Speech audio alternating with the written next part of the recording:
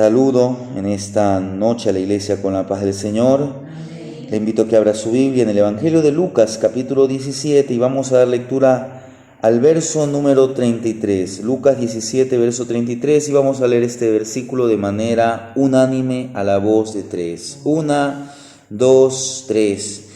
Todo el que procure salvar su vida la perderá, y todo el que la pierda la salvará. Vamos a tener una palabra de oración. Maravilloso y buen Dios, una vez más te damos gracias, Señor, en esta noche, Señor, porque tú nos tienes aquí reunidos. Mira por tu sierva que está aquí, Señor. Mira por los hermanos, Señor. Oramos, Padre, que en este tiempo, Señor, seas tú tocando, transformando, hablando a mi vida. Señor, que lo que tú tienes preparado para nosotros sea una palabra que nos transforma, que nos construye, que nos edifica, que nosotros podamos ponerla por obra. Grábala en nuestra mente y en nuestro corazón por medio de tu Santo Espíritu, y háblanos en esta noche. En el nombre de Jesús. Amén. Tomen asiento, amados hermanos. Hoy continuamos meditando el Evangelio de Lucas, que lo estamos estudiando desde algunos meses atrás. Y vemos que el Señor Jesús, Él está enseñando a sus discípulos. Recuérdese que la última enseñanza veíamos cuando las riquezas son peligrosas. Y aquí el Señor advierte a los fariseos cuán peligrosas. O en otras palabras, después de que el Señor Jesús le advirtió a los fariseos de cuán peligrosas son las riquezas, ahora Él se vuelve a sus discípulos. Y Él se vuelve con un propósito: enseñarle cómo ellos deben construir sus vidas en base a las verdaderas riquezas, que son las riquezas de la gracia de Dios. Porque Jesús, recordemos que Él ya se está dirigiendo a la ciudad de Jerusalén.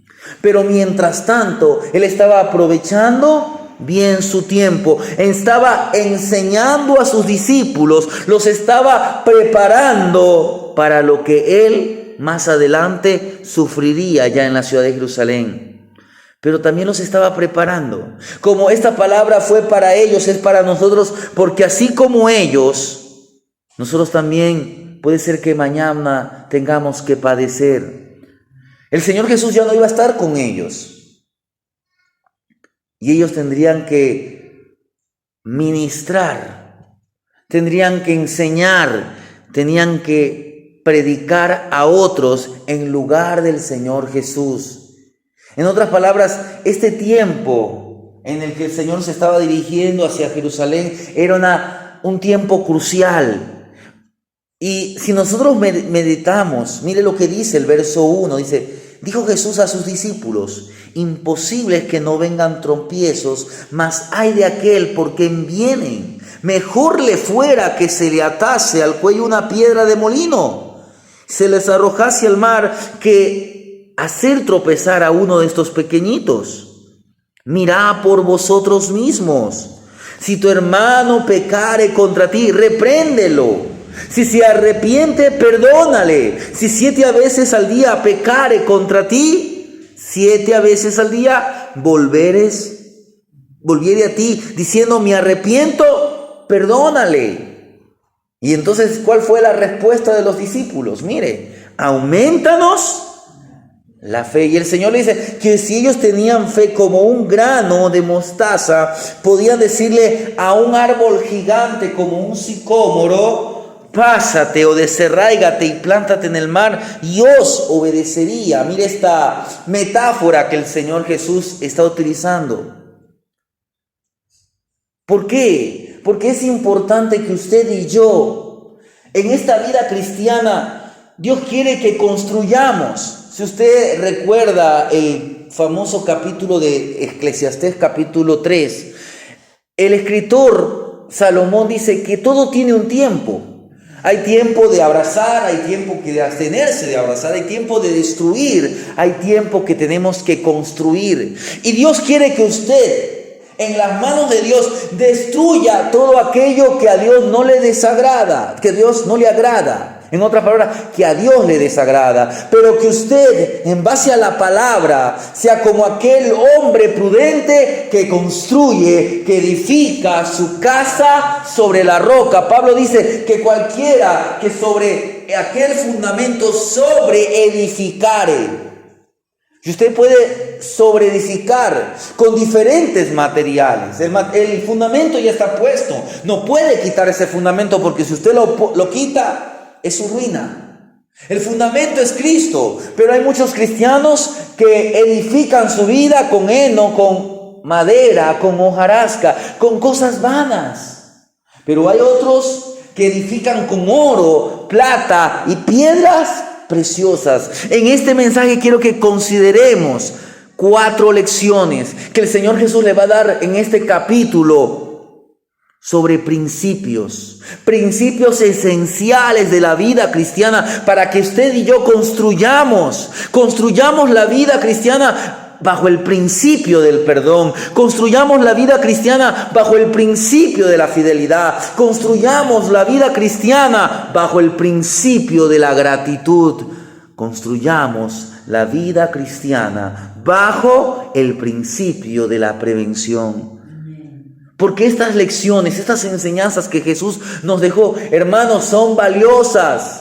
Son importantes porque nos permiten construir nuestra vida bajo los principios del reino de Dios. Son estas lecciones esenciales de la vida cristiana. Mire lo que nos dijo, ya leí yo los primeros 6 versículos. Y aquí el Señor, ¿qué nos está diciendo? Que construya su vida cristiana bajo ¿qué principio? El principio del perdón, porque Él le dice, mire, en el verso 4... Y si 7 veces al día pecare contra ti, 7 veces al día volviere a ti diciendo, me arrepiento, perdónale. En otro pasaje de la Biblia, vemos que Pedro le dice, Señor, hasta 7 tengo que perdonar. No te he dicho solamente hasta 7, sino hasta 70 veces 7. Lo que el Señor le estaba diciendo es que todas las veces hay que perdonar. Pero hermanos, a veces abusamos del perdón. Y el Señor nos está diciendo que no es porque el hermano tiene que perdonarnos, nosotros tenemos que hacer lo que nos da la gana. Porque mire cómo empieza el Señor. Él habla acerca de ocasiones de caer. Hay de aquel por quien vienen los tropiezos. Mire, esta palabra tropiezos, que también podría decir ocasiones de tropezar. Si nosotros la pasáramos esta palabra griega, porque usted sabe que el Nuevo Testamento se escribió originalmente en griego, pero esa palabra es lo que hoy para nosotros es escandalizar. De la palabra que en el griego es tropezar, sale la palabra que para nosotros en castellano es escándalo, escandalizar. Era como una vara que disparaba una trampa. No sé si usted alguna vez ha visto, a veces hay documentales de gente que hacen trampas, tal vez para un oso o para un animal, y eso está sujetado a través de alguna cuerda o algún palo, para que si el animal toca algo, la trampa se activa. Hermanos, no tenemos que ser tramposos. Y yo voy a decir, ¿habrán creyentes tramposos? Un verdadero creyente no creo que sería un tramposo. Pero a veces los creyentes, no todos los que están en una iglesia, son verdaderos. El Señor Jesús más adelante dice que Él enviaría a sus discípulos como ovejas en medio de lobos rapaces. Miren, estas cosas debían venir. ¿Por qué? Porque hay pecado en el mundo, pero nosotros no debemos ser los causantes, hermanos. Si hacemos que alguna persona peque, es mejor que prestemos atención a la severa advertencia que el Señor nos dice. Mire, mejor le fuese que se atase. Lo que el Señor nos está diciendo que no es que alguien se quite la vida, no está diciendo eso, sino que está diciendo horrenda cosa es caer en manos de un Dios vivo. Porque quien se mete con un verdadero cristiano, aquel que recibe la palabra como un niño, dice aquí estos pequeñitos, y esa palabra también se refiere a los niños. Pero también aquel que tiene como un corazón tierno, aquel que tiene un corazón contrito y humillado, aquel que su corazón está dispuesto a recibir la palabra de Dios como un niño, mejor le fuera que no viviera, porque cosa tremenda es meterse con Dios. Cosa tremenda es meterse con la ira de Dios. Cosa tremenda es meterse con un verdadero cristiano. Si alguien se mete con un verdadero cristiano, pero un cristiano que es temeroso de Dios, Dios pelea sus batallas. Por eso usted tiene que confiar en el Señor. Mire, estos pequeñitos, tal vez estos nuevos creyentes, a veces esos publicanos que estaban recibiendo el mensaje, esos pecadores o aquellos niños pequeños. Hermanos, debemos tener cuidado de no pecar contra nuestros hermanos, aún con aquellos que son maduros en la fe o los más tiernos. Porque la iglesia, hermano, es una familia. Nosotros en Cristo somos una familia. Usted cuando vaya a cualquier parte de la tierra donde estén 2 o 3 congregados en el nombre de Dios, ellos son sus hermanos en la fe.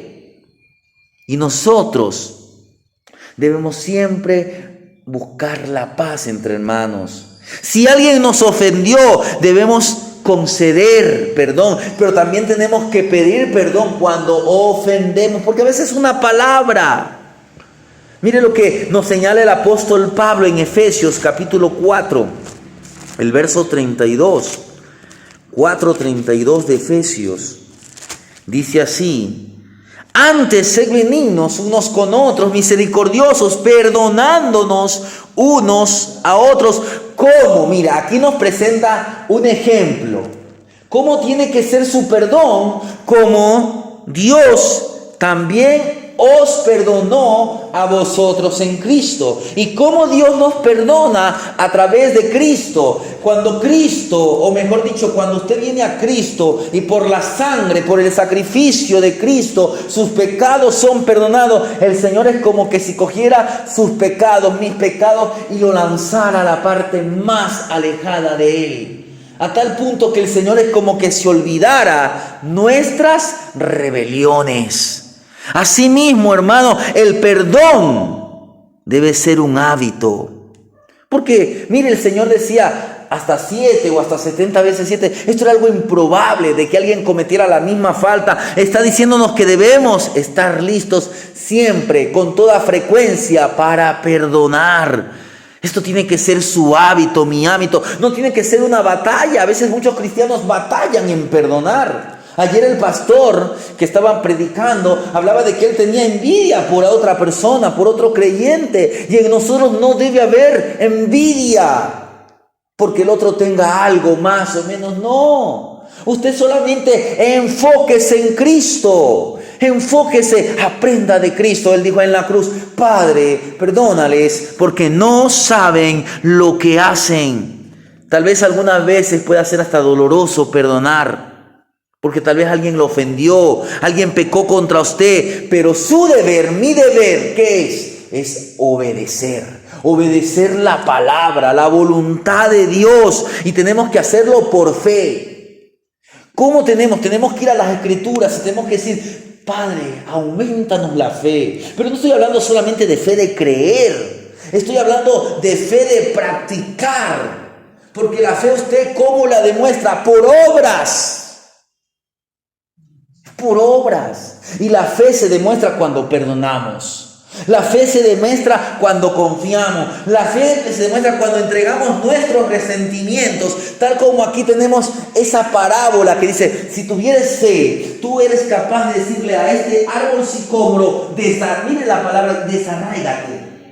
¿Qué está diciendo? Que hay raíces, ¿no es cierto? Así mismo a veces hay raíz de amargura, raíz de resentimiento. Entonces usted tiene que aprender a perdonar. Tiene que decirle al Espíritu Santo que Él desarraigue toda raíz de resentimiento, de amargura, de tristeza. de falta de perdón. Entonces, hermano, primer principio, perdón. Si usted muestra fe como aquella semilla viva, esto va a permitir que su crecimiento sea constante. Entonces, nada será imposible. Empecemos con cosas pequeñas. A veces queremos cosas grandes. Sí, Dios puede hacer las cosas grandes, pero usted empiece con lo poco. En lo poco me fuiste fiel, en lo mucho te pondré. Pero mire, el siguiente principio lo encontramos desde los versos 7 al verso 10. Dice, ¿quién de vosotros teniendo un siervo que ara, apacienta el ganado, al volver del campo le dice, para, siéntate a la mesa? No, le dice más bien, prepárame la cena, cíñete, sírveme hasta que haya comido y bebido y después de eso, come, bebe tú. Mire, ¿acaso da gracias el siervo porque hizo lo que se le había mandado? Pienso que no. Así también vosotros, cuando hayáis hecho todo lo que ha sido ordenados, decid, y esto hablábamos al regreso de Cuenca, que veníamos regresando. Mire, esta palabra, ayer la tocábamos brevemente, pero aquí está lo que el Señor Jesús dice, siervos inútiles somos. Este es un principio de fidelidad.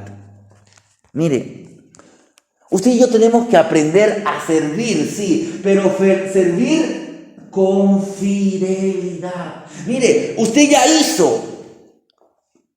Usted puede decir, yo ya hice, y ustedes esperan la recompensa. Quiero decirle que tranquilo, si usted le sirve con fidelidad, va a haber recompensa. Va a haber recompensa. Mire, cuando usted va a las 7 iglesias, usted va a ver aquella iglesia fiel, aquella iglesia del amor fraternal, la iglesia de Filadelfia. Y el Señor dice, yo tengo una puerta abierta, la cual nadie puede cerrar. Si usted le es fiel, si usted le sirve con fidelidad, téngalo por seguro que habrá cielos abiertos. El Señor Jesús sabía equilibrar una verdad con otra. Él no quería que sus discípulos se fueran a los extremos. A veces los creyentes se van a los extremos. No, usted tiene que ser equilibrado conforme la palabra. Hermano, la fe es milagrosa, pero la fe se debe balancear ¿con cómo? Con un servicio natural. A veces queremos vivir solamente en lo sobrenatural, y Dios puede hacerlo, pero a veces nos lleva de lo sobrenatural a lo más natural. Mire el caso de Elías, aquel gran profeta de fuego. Elías un día está en el monte Carmelo y ahí fuego desciende. Y otro día después de que pase un periodo de 40 días donde caminó en el desierto, donde Dios lo sustentó con una comida, donde estaba con temor porque Jezabel lo quería matar, ahora Dios le dice, anda al monte de Oreb, el monte Sinaí, el monte de Dios. Si Dios en el monte Carmelo se apareció, se manifestó o derramó su poder por medio de fuego, nos pensaría, bueno, la cosa en el monte Sinaí va a ser tremenda. Pero ¿qué pasa en el Sinaí? Dios le dice, ¿qué haces aquí, Elías? Es que yo he sentido un celo vivo por las cosas de Dios. Tu pueblo te ha abandonado, no hay gente que te sirva, no hay temerosos de Dios. Bueno, párate allí, le dice. Y de pronto hay un gran terremoto, un gran viento, un gran huracán, un gran fuego. Y Dios no está ni en el terremoto, ni en el fuego, ni en el huracán. Pero de pronto hay un silbo, apacible y delicado, como una pequeña brisa, en otras palabras, como un suave murmullo. Y Dios estaba en ese silbo apacible y delicado. Dios puede estar en lo más sobrenatural, Dios puede estar en medio de las multitudes, pero también Dios a veces nos permite que estemos en 2 o 3 solos. Pero si usted está haciendo la voluntad, si usted le sirve con fidelidad, hermanos, esa es la clave. Tal vez no sea tan excitante como estar en lo sobrenatural, como estar entre las multitudes. Pero aquí veremos que, mire, un siervo. Este siervo, ¿qué hace? Ara, cuida el ganado, hasta cocina. Mire, ¿y cómo lo hace? Con fidelidad. Hace cada trabajo para poder complacer a su señor, a su amo, a su dueño, a su rey. Pero cuando hacemos nuestras tareas, ¿qué pasa? Todavía, dice el Señor, somos siervos inútiles. Pero ahora quiero que entienda, mire, uno puede pensar que inútil significa inservible, y no. La palabra inútil lo que significa es sin necesidad. Esto es, nadie le debe nada. En otras palabras, cuando usted hace algo para Dios, Dios no está en deuda con usted. No. Oiga, porque lo que nosotros hacemos no es nada comparado con lo que Dios hace y ha hecho y hará en nuestras vidas. Las recompensas que nosotros recibimos, si usted le sirve y Dios le manda una recompensa, le da una recompensa, lo que son es pura gracia. Él no nos debe nada porque nosotros tan solo cumplimos con nuestro deber. Entonces, hermanos, sírvale fiel al Señor. Si usted se esfuerza en congregar, si usted se esfuerza en servir, sírvale con fidelidad. Y ahí viene un nuevo principio, los versos 11. Mire, ahí usted se conoce esta historia. El Señor sigue avanzando y ahora por ahí aparecen 10 leprosos. Entonces ellos le dicen de lejos, mire qué es lo que el pedido de ellos, y alzaron la voz diciendo, verso 13, Jesús, Maestro, ten misericordia de nosotros. Y el Señor les dice, id, mostraos a los sacerdotes. Y aconteció que mientras ellos iban, miren, ellos fueron obedientes. ¿Qué pasó? Fueron limpiados. Pero ¿qué pasó? Uno de los 10, que dice que era un samaritano, cuando él nota que había sido sanado, él se detiene, da media vuelta y va donde Jesús. Este hombre dice que llegó, verso 16, se postró rostro en tierra a sus pies, le da gracias, y el Señor le dice, ¿no son 9 los que fueron limpiados? Y los 9, ¿no son 10 los que fueron limpiados? ¿Y los 9 dónde están? No hubo quien volviese y diese gloria a Dios, sino este extranjero. Y el Señor le dice algo tremendo, levántate, vete, tu fe te ha salvado. Mire, Jesús está caminando, avanzando, por eso dice el verso 11, yendo Jesús a Jerusalén, pasaba, mire, estaba en un trayecto entre Samaria y Galilea. Y ahí es que se encuentra con estos hombres. El Señor estaba pasando por la frontera entre Samaria y Galilea. Ahí se encuentra con estos 10 leprosos. Estos hombres eran desterrados, vivían lejos de su familia. Estos hombres vivían y viajaban juntos. ¿Por qué? Porque la sociedad los rechazaba. Es decir, entre ellos decían, ya entre nosotros no nos podemos enfermar más porque ya estamos enfermos. No nos vamos a contagiar más. La gente nos rechaza. Pero estos hombres reconocieron a Jesús. Y de inmediato le suplicaron misericordia. Y el Señor les dice, vayan al sacerdote, muéstrense. Y ellos obedecieron. ¿Y qué pasó? Recibieron salud. Qué bueno que hayan obedecido. Pero solo uno de los 10 se sintió lo suficientemente agradecido como para venir primero a Jesús, agradecerle el maravilloso regalo de la sanidad. ¿Qué nos dice el Salmo 107? Mire lo que nos dice el Salmo 107, el verso 8. Salmo 107, el verso 8. Dice, alaben la misericordia de Jehová y sus maravillas para con los hijos de los hombres. Mire lo que dice nuevamente el verso 15. Vuelve a decir, alaben la misericordia de Jehová y sus maravillas para con los hijos de los hombres. Y luego vuelve a decir en el verso 21, alaben la misericordia de Jehová. Y por último en el verso 31, vuelve a decir la misma expresión. Es como hoy en las alabanzas. Mire, esto, recuérdense que los salmos son cánticos, ¿no es cierto? Y es como que esa expresión era el coro o el estribillo. ¡Alaben! Hermanos, tenemos que ser agradecidos. Siempre esto tiene que ser parte de la vida de un cristiano.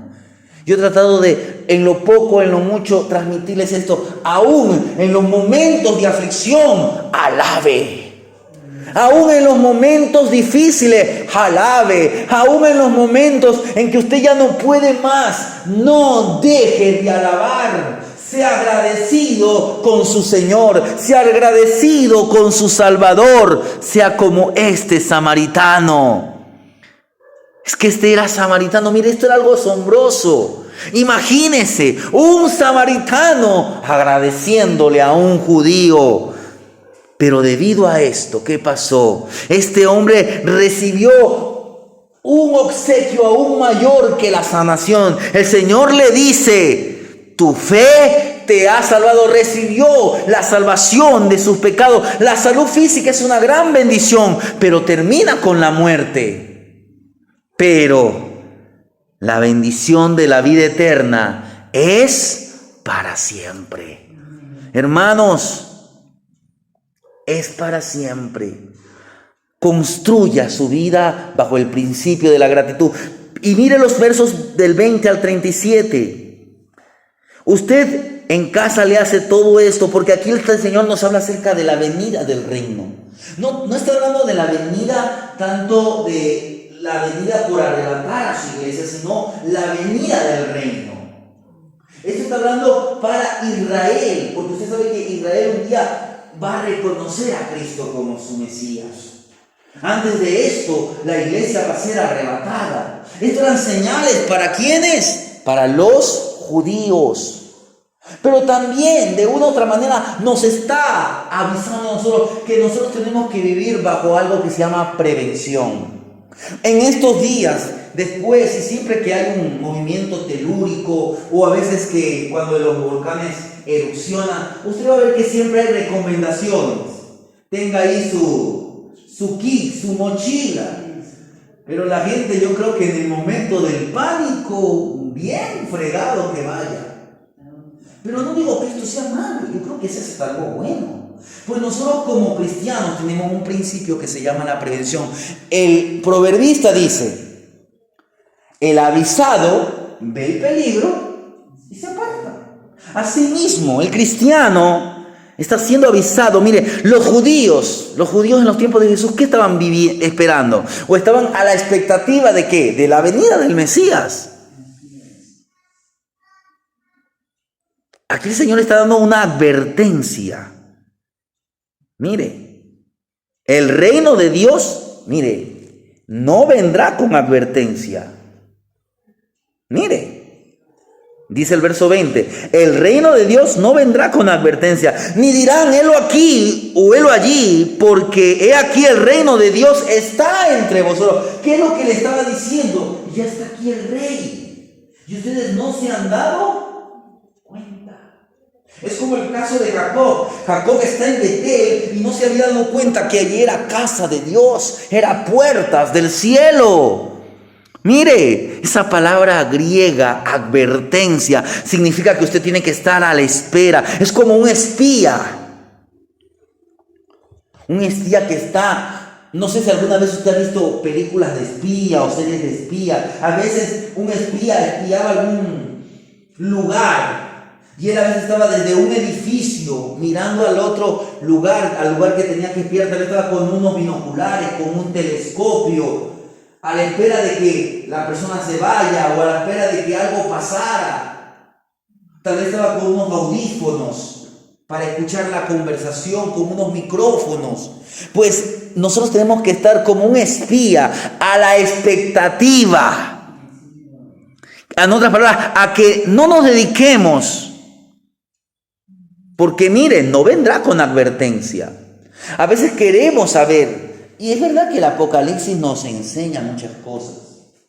Y estudiamos el libro de Apocalipsis. Y es importante que usted conozca lo que el Señor nos ha determinado. Pero muchos ya quieren saber el día, la hora, la fecha. Y la Biblia dice que el día ni la hora nadie lo sabrá. Tenemos señales, sí. Pero no es que va a decir en tal día, en tal hora. Y a veces muchos cristianos se pierden, se dedican a tratar de saber el futuro, a tratar de adivinar lo que Dios va a hacer. Así eran los judíos en los tiempos de Jesús. Esperaban a su rey y Él estaba en medio de ellos. A veces nosotros nos estamos enfocando, estamos espiando la vida del creyente. Estamos, como dice el Señor, tú miras la paja, no miras tu viga. A veces queremos que el Señor nos revele toda la Biblia y lo poco que sabemos no lo ponemos por obra. Lo poco que usted sabe, vívalo. Decía el gran teólogo R.C. Sproul, más vale vivir lo poco de Biblia que sabes que saberte toda la Biblia. ¿De qué sirve que usted se sepa toda la Biblia, pero si no la vive? ¡Viva la Biblia! ¡Viva la palabra de Dios! ¡Viva los principios que estamos aprendiendo! Perdón, fidelidad, gratitud. Y ahora estemos prevenidos, no tanto de las señales, sino preparados porque Cristo viene. Cristo viene, llevará a su iglesia y luego de eso Él vendrá a implantar su reino para su pueblo. Él vendrá a levantar a la nación, a reconstruir el reino de Israel. Hermano, lo importante es estar listo para su venida, porque Él puede venir en cualquier momento. Esto significa no prestarse atención a los sensacionalistas. Hay gente que han hecho del evangelio un sensacionalismo. No, el evangelio es sencillo. Ahora también es sobrenatural. Vivamos quieta y reposadamente en las manos del Señor. Lo que Él tenga preparado para nosotros, Él nos lo hará saber. El verso 23 dice: y os dirán, helo aquí o helo allí, no vayáis ni le sigáis, porque como el relámpago que al fulgurar resplandece de un extremo del cielo hasta el otro, así también será el Hijo del Hombre en su día. Pero primero es necesario que padezca mucho y sea desechado por esta generación. Y ahí viene a decirnos cómo fue en los días de Noé. Así será también en los días del Hijo del Hombre. Comían, bebían, se casaban, se daban en casamiento. No que esto sea malo, no es que comer, no es que beber es malo, no es que casarse o prometerse en matrimonio, sino que lo que estaba diciendo es que la gente vivía bajo su corriente. No se preocupaban por lo más importante.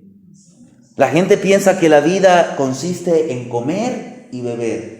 La gente piensa que la vida consiste en formar solamente un matrimonio, tener un buen matrimonio. Y no digo que esto sea malo, es bueno porque Dios instituyó el matrimonio. Pero usted puede tenerlo todo, puede tener la mejor casa, la mejor familia, pero si no tiene a Cristo, no tiene a nada. Entonces, hermanos, como los días de Noé, como los días de Lot, también pasaba así mismo. La gente comía, bebía, compraba, vendía, plantaban, edificaban. Mas el día en que Lot salió de Sodoma, llovió fuego del cielo. Cayó azufre y destruyó a todo. Así será el día en que el Hijo del Hombre se manifieste. Mire, Lot salió y cayó la ira. La iglesia un día saldrá arrebatada y comenzará la gran tribulación. Por eso usted y yo tenemos que estar preparados. Mire, estos hombres justos vivieron en tiempos de juicio, el diluvio, la destrucción de Sodoma. Noé le advirtió a la gente de su época que el diluvio vendría. Como lo dice Pedro en el capítulo 2, verso 5. Los ángeles le advirtieron a Noé. Mire, los ángeles le advirtieron a Noé. Pero ¿qué pasó? Noé no quería irse. Tuvieron que cogerlo de la mano, sacarlo a las fuerzas. ¿Y qué pasó con la mujer? Por eso mire lo que dice el verso 32. Acordaos. ¿Acordaos de quién? ¿Dónde está su corazón? En Sodoma, en Gomorra, en esta tierra, en hacer riquezas, en tener un hogar, una familia. No, su tesoro, su mente, su corazón, su mirada tiene que estar puesta en Cristo, en el reino de los cielos. Porque en la casa de nuestro Padre hay muchas moradas. Hermanos, las advertencias no tuvieron efecto. Si usted tiene un corazón insensible, por más que le prediquen el evangelio, Dios no va con fuerza, sino es con su espíritu. Mire, Noé y su familia se salvaron. Entraron en el arca. Asimismo usted entre. Deje que Cristo entre en su corazón. Ábrale la puerta de su corazón. Usted entre por la puerta angosta. Esfuércese por la puerta. Entrar por la puerta angosta. Mire, las hijas de Lot se puede decir que se salvaron. Lot se salvó. Pero usted sabe lo que pasó después con las hijas de Lot. Tremenda cosa que hicieron con el padre. Hermanos, ¿cómo será? ¿Cómo será el mundo antes del juicio? ¿Cómo será antes de la venida del Señor? Las personas comerán, beberán, asistirán a bodas, realizarán sus trabajos y de un momento al otro el juicio los tomará desprevenidos. En los días de Noé había mucha violencia. Recuérdese que todo designio del hombre era solamente, mire nuestra sociedad. En los días de Lot, la gente vivía bajo sus lujurias, bajo sus placeres carnales. Recuerde que llegan los ángeles y ¿qué le dicen los habitantes de Lot? Saca a esos hombres para que los conozcamos. A esos varones. Eran gente que vivía bajo los placeres pecaminosos de la lujuria. Ese es el carácter en los tiempos antes de la venida del Hijo del Hombre. Y esas son las características de nuestra sociedad en la actualidad. Hermanos, como creyentes debemos obedecer. Por eso el verso 33 nos dice: todo el que procure salvar su vida, la perderá. Y todo el que pierda su vida, la salvará. Os digo que en aquella noche estarán dos en una cama, el uno será tomado, el otro dejado.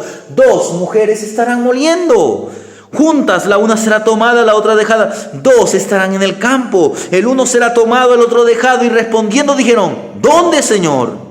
Donde estuviera el cuerpo, allí se juntarán también las águilas. Nuestro deber es obedecer, procurar vivir de manera completa para el reino de Dios. Su prioridad es el reino de Dios. Es la única manera de estar preparado para su venida. Pero todo empieza cuando usted viene a Cristo. Y Cristo le da perdón. Entonces, hermanos, aprenda primerito ese principio. Ese es un principio fundamental para los demás. Perdón, fidelidad, gratitud, prevención. Y quiero volver a recalcar, hágase un autoexamen de falta de perdón. Vuelvo a leer los versos 3 y 4, dice: mirad por vosotros mismos si tu hermano pecare contra ti, repréndele. Pero no está diciendo que repréndale para acabarlo, porque usted tiene que buscar que esa reprensión traiga que arrepentimiento. Y si se arrepiente, perdónale. Si 7 veces al día pecare contra ti, 7 veces al día volviere a ti diciendo: me arrepiento, perdónale. Porque el resentimiento es como suelo, es como en un suelo fértil, donde crece la maleza. El resentimiento es la fuente de lo que puede destruir nuestra relación con otras personas y puede destruir nuestra relación con Dios. A veces el resentimiento se disfraza porque pensamos que hemos perdonado, pero todavía tenemos raíces de amarguras, porque el resentimiento se puede arraigar, se puede aferrar, se puede esconder en su corazón, sin que a veces uno sea consciente. Entonces hágase un autoexamen, hágase preguntas. Si he estado esperando que cierta persona reciba lo que merece, ay Señor, ¿cuándo lo castigas? A veces leemos en la Biblia esas oraciones y quiero decir que eso era un Dios en el asunto, que usted ve que David dice, Señor, castígalos a esos perversos. Usted dice, también como David. Señor, destrúyelo. Como ayer el hermano hablaba de ese tal Richard, que solo Richard y Richard. Y a veces tenemos envidia, amargura. No guarde resentimiento. Si aún recibió una amonestación, si aún recibió una reprensión, no guarde, sino usted deje que desarraigue el Señor todo eso. Si usted está hablando negativamente de una persona a los demás, eso no es una buena señal. Si usted está pensando en lo que le hicieron, si usted siente que esa persona, ay Señor, que le suceda lo peor, o cuando usted sabe que algo bueno le sucede y usted se amarga, eso no es una buena señal. Si usted siente aún culpa por algo que sucedió en su vida, a veces no nos perdonamos a nosotros mismos. Si a veces somos personas que estamos muy cerradas, que no confiamos en los demás, eso tampoco no es una buena señal. Si usted se enoja, se deprime fácilmente, si a usted le resulta imposible dar gracias o le resulta difícil dar gracias, si usted no bendice a aquella persona que lo agravió, hermanos, esos no son buenos indicios. Entonces, ¿qué tiene que hacer? Tómese un momento para dejar que el Señor examine. Dígale, Señor, examíname, oh Dios, prueba mi corazón y ve si en mí hay caminos de maldad. Encuentra si en mí hay resentimiento y desarráigalo y lánzalo a lo más profundo de la mar. Hermanos, muchos cristianos parecen contentarse con vivir lo que consideran una vida cristiana adecuada. Creen que si ellos van a la iglesia, que si leen la Biblia ocasionalmente, si elevan sus oraciones de vez en cuando, habrán hecho más que suficiente para contentar o para complacer a Dios. Y aunque siguen la formalidad de aquellas lecciones de un buen cristiano, hermanos, muchos cristianos no disfrutan lo que es la vida cristiana. La vida cristiana es poder, la vida cristiana es paz, la vida cristiana es gozo. Mire lo que nos dice Juan capítulo 10, verso 10. Léanos, mi hermana Magali, Juan 10:10. Mire lo que dice el Señor Jesús. Juan capítulo 10, verso 10.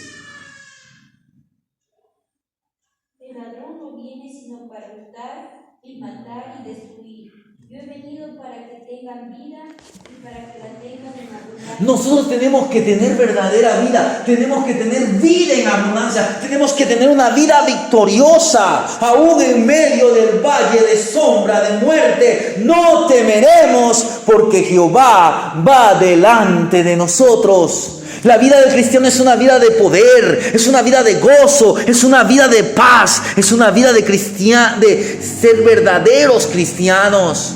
Es una vida de victoria, porque tarde o temprano un cristiano o una vida cristiana falsa, falsificada, se va a caer, se convierte en una carga, porque ellos no pueden soportar.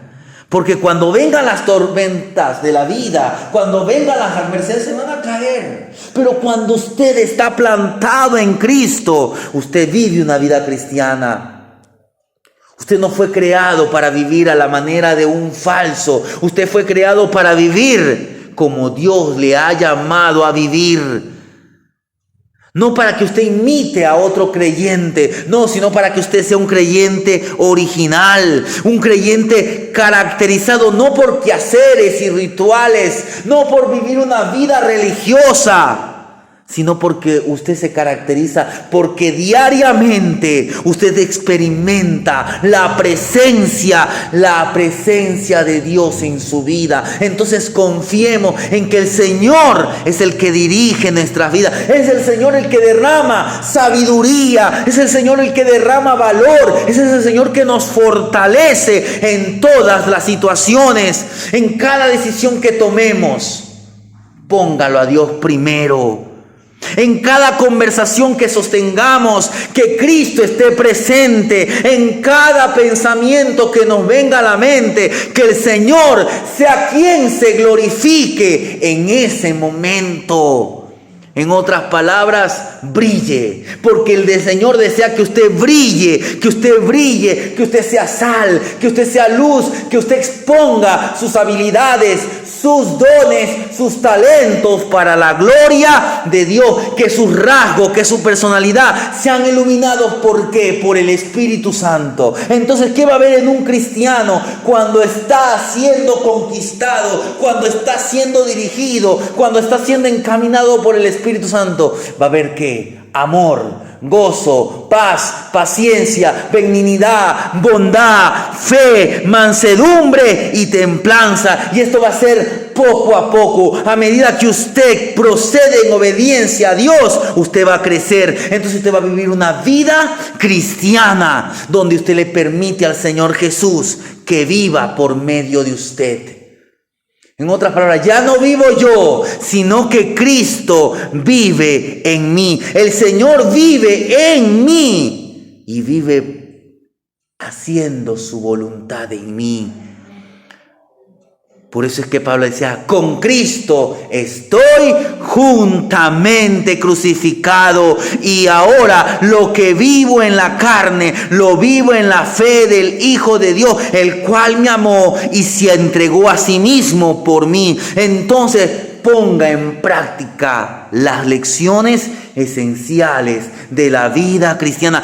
Construya su vida bajo los principios del perdón, de la fidelidad, de la gratitud y la bendición y la prevención. Porque Cristo quiere que su vida sea extraordinaria. Cristo quiere que usted experimente una vida que Él ha planeado para usted. Él no quiere lo malo, Él quiere lo bueno. Él no quiere que usted se distraiga con asuntos externos, sino que usted se enfoque completamente en Él. Dios lo redimió para que viva para Él. Dios lo escogió para que usted sea una nueva criatura. Él es su Salvador. Entonces confíe en Él, porque quien confió en Cristo para su eternidad es más capaz que cualquiera, porque Dios es capaz, hermano. Dios tiene todo poder. Él es capaz de hacer lo que usted y yo no podemos.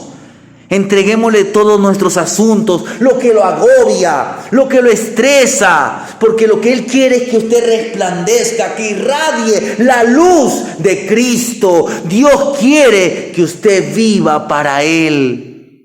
Que usted le conozca y que usted le hable a la gente del Cristo que conoce y cómo usted ha sido rescatado, ha sido salvado. Hable del Evangelio. El Señor lo llamó.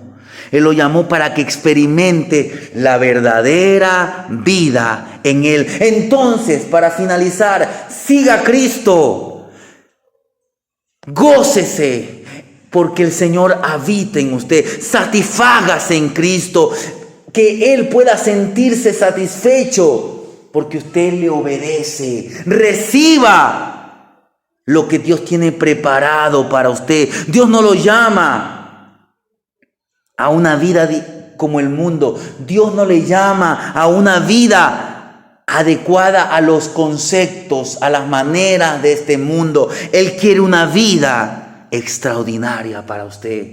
Él es el mismo Salvador que hizo tantos milagros ayer, que Él puede hacer tantas cosas increíbles hoy y que Él puede hacer cosas increíbles mañana, pero solamente déjese dirigir, confíe en Él para su eternidad. Dios es más capaz que nadie. Él es capaz de encargarse de todos sus problemas. Mientras tanto, mientras el Señor hace la obra, usted haga lo que le corresponde. Usted tiene que hacer las cosas que Él ha preparado. Ponga en práctica las lecciones esenciales para la vida cristiana. Amén.